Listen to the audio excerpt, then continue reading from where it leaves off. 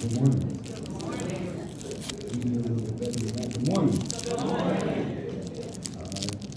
It gives me the privilege to introduce who needs no introduction. Courtney Turner is a Caswell County native and the youngest son of Carl and Cora Turner. He's a proud graduate of the North Carolina Agricultural and Technical State University, where he majored in journalism and mass communications with a minor in African American history. As the founder of that group Distinguished Men's Society, he takes pride in forming the younger generation, helping to pass them the keys of knowledge in order to unlock every door placed before them. He is the former Mr. Black North Carolina, and a few of his awards include TCP Hometown Hero, MLK Jr. Young Inspirers Award, Young Black Achievers Award. Now I can stand up here all day and talk about my brother, my friend, my mentor. But I give to some and present to others, Mr. Courtney Turner.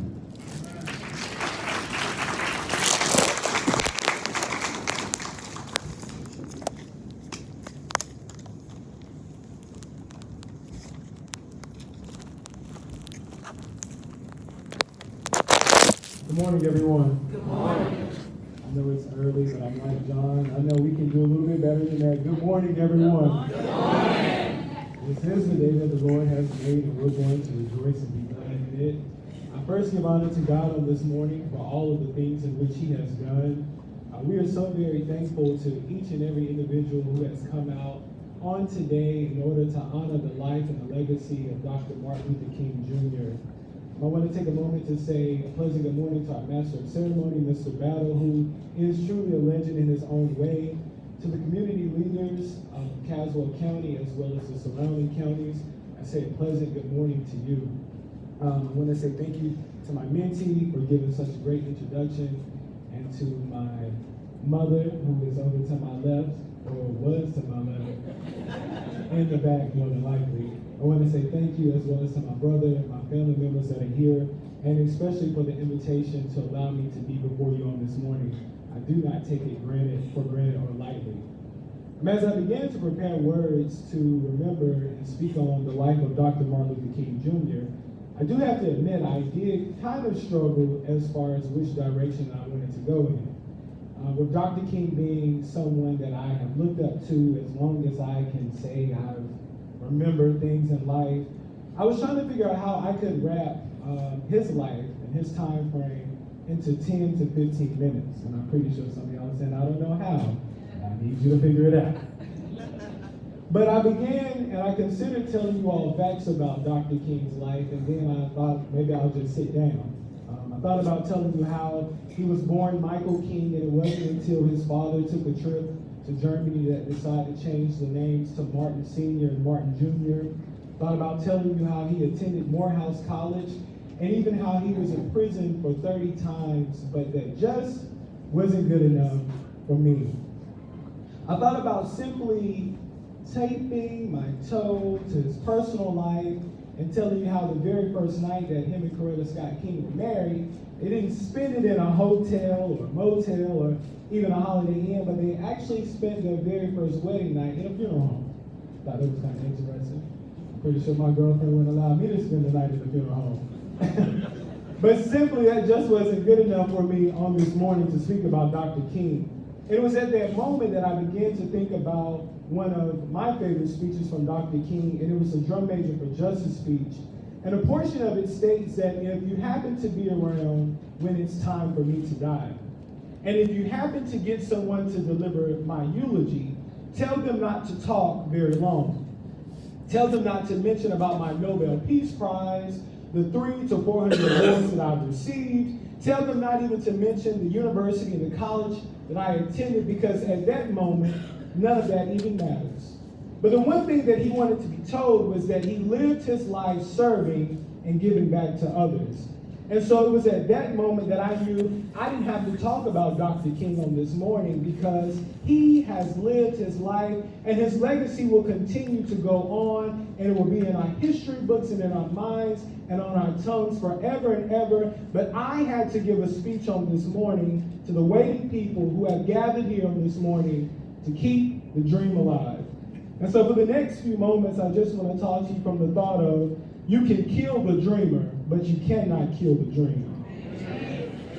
Reflecting back on the life of Dr. King, I'm reminded of the many times in which society, political parties, civil rights leaders, movement makers, friends, and family turned their backs on Dr. King. Not only because of his dream, but because of his vision, because of his work, because of his stances, but most importantly because he was an individual that truly saw a need in society and he really wanted to make a difference. It is fair to say, because we know how society is, that all of those that stood behind him, encouraged him, pushed him on, simply did not want to see him advance. It is because of those hidden agendas, schizophrenic mind frames, double-sided tongues that we find the determination not to keep the dream alive, but to kill the dreamer and to kill the dream. And so we find ourselves here in the year 2019, still talking about a visionary, still talking about the dreamer, but not truly acting and fulfilling the true dream. But we as a culture somewhat have become accustomed to seeing our dreamers being killed. At the early age of 37, he was killed in front of his wife and children. But even though Medgar Evers was killed, the dreamer may have been killed. But his wife ensured that his dream would continue to be carried out. It was in Tulsa, Oklahoma that we find black men and black women that were wanting to build a community, wanting to create an opportunity for the black dollar to circulate and go on and allow African American brothers and sisters to see what true black success would look like. But just as the wealth began to come in, just as things began to flourish, the opportunity to kill the dreamer came. And with the massacre, the burning down of the homes and the businesses, and individuals being injured, they attempted to kill that dreamer. But we can say on today that with the dreams are still going on, with black communities, black neighborhoods, black business owners, entrepreneurs of African American color, we can say that just because they attempted to kill the dream still continues. And even in today's society, we can see how they attempted to kill the dreamer inside the 44th president, Barack Hussein Obama. Before his term, during his term, and now after his term. But little do they know that the dreamer that was inside of Barack Obama has created an inspiration into other African Americans to encourage them to sit in seats that they've never sat in before, go places that they've never gone before, touch heights that they've never attempted to touch before because of the dreamer inside of him. But you see, they may attempt to kill the dreamer. But you can never kill the dream. You can never kill the vision. You can never kill the purpose of the plan. It very well could have been the dream of little Emmett Till to come home and to live a successful life. But we can't say that because that dreamer has been killed. Could have been the dream of Trayvon Martin to return back home with his tea and with his Skittles, but we can't say that on this morning because that dreamer has been killed. Could have been the dream of Tony Robinson or Tamir Rice, Michael Brown or Jordan Davis to live a successful life and to make a difference. But we can't say that because those dreamers have been killed. But we have a responsibility and an opportunity to keep their dreams alive by continuing to stand up for them, continue to speak out for them, and to continue to repeat their names, to let the world know and to remember who they are. The dream is within us. And while every day may be a constant struggle of seeing our dreamers being killed, we must continue to fight, we must continue to look up, and we must continue to stand up to keep the dream alive. The attacks in the church was an opportunity to kill the dream of worshiping, but we're still praising our Lord and Savior Jesus Christ. Because you may try to kill the dreamer, but the dream still continues. But the harsh reality is that with every dream, at some point in time, you must wake up and turn dreams into reality. And so this morning, we have to turn that dream into a reality and understand that we have a job to do, a job to vote, and a job to register those to vote. A job to stop killing our brothers and sisters, and a job to stop infesting our streets with drugs. We have a job to start teaching our young brothers and sisters and stop letting the streets teach them. We have a job to educate ourselves about this world and go out and make a difference and show how true, strong, and together our African American community is. Yeah, they may attempted to kill the dreamer, but the dream, the vision, the purpose must continue on. And with all of the attempts to kill Dr. King, there's one particular instance that sticks out to me the most. And it's summed up in a short letter that says, "I'm glad that you didn't sneeze." And so this morning, I want to say that I'm very glad that Dr. King did not sneeze in the attempt to kill the dreamer, because if he had a sneezed in 1961, he wouldn't have been around when they decided to take a ride for freedom and end segregation on the interstate travel. I'm glad that they didn't kill him, and I'm glad that he didn't die in the attempt to kill him, because if he had a sneeze in 1962, he would not have been around in Albany, Georgia. I'm glad that he didn't sneeze in the attempt to kill him, because he wouldn't have been around in 1963 when they thought about the Civil Rights Bill. I'm glad that he didn't sneeze, because if he would have sneezed, he wouldn't have been around for the movement in Selma. I'm glad on this morning that he did not sneeze. I'm glad that he did not sneeze, because he wouldn't have been able to put a dreamer inside of me. And so I'm glad to say, I think about the very end of the message, because he said, "I'm happy on today. And I'm not worried about anything, and I'm not fearing any man, because mine eyes have seen the glory of the coming of the Lord."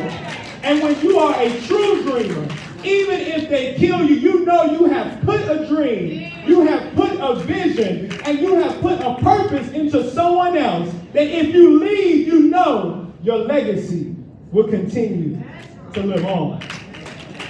Yeah, when I think about Dr. King, I can't help but think about his dream and how he had a resilience to injustice.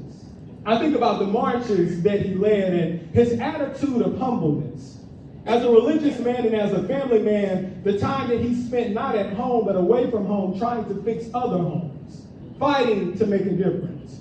And here we are years later, and he's still inspiring so many, but he never gave up. And I think about how he had to look fear in the face and keep an unwavering faith. How he stood strong as a tactful leader, but had harmony with his brothers and sisters is what he wanted his end goal to be.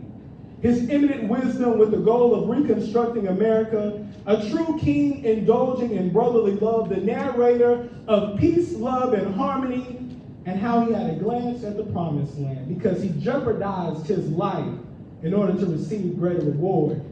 And I'm here to let you know, if you take the D from his dream, the R from his resilience, the M from his marches, the A from his attitude, the R from his religious standpoints, the T from the time spent, the I in his inspirational lifestyle, the N in never giving up, the L at looking fear in the face, the U in his unwavering faith, the T in his tactful leadership, the H in his harmonic song, the E in his eminent wisdom, the R in reconstructing America, the K in being a king, the I in indulging love, the N in the narrator, the G in glancing at the promised land, the J at jeopardizing his life, and the R in the reward. You have Dr. Martin Luther King Jr. For you may try to kill the dreamer, but the dream will forever live on. So you can go back to your jobs and to your homes and to your communities and drape your walls with praise, cover your windows with faith, carpet your floors with prayer, fill your corners with thanks, pad your desk with hard work, and lean back in your recliner with confidence, knowing that the dreamer may be killed, but the dream and the vision will live on. What are you dreaming for on today that you feel like you might not be able to accomplish? God's word said, for all things are possible to them that believe and trust in him. No weapon formed against you shall prosper, for you can dream big. If you can see it, you can do it. What are you dreaming for on today? You're dreaming with a vision, with a purpose. You know that your dream will one day come true. But no matter what, I want to leave you with this quote. Be a bush if you can't be a tree. Yeah. If you can't be a highway, just be a trail. Yeah. If you can't be a sun, be a star. Yeah. For it isn't by size that you win or fail. Be the best at whatever you are. For they may kill the dreamer, but the dream will continue to live on.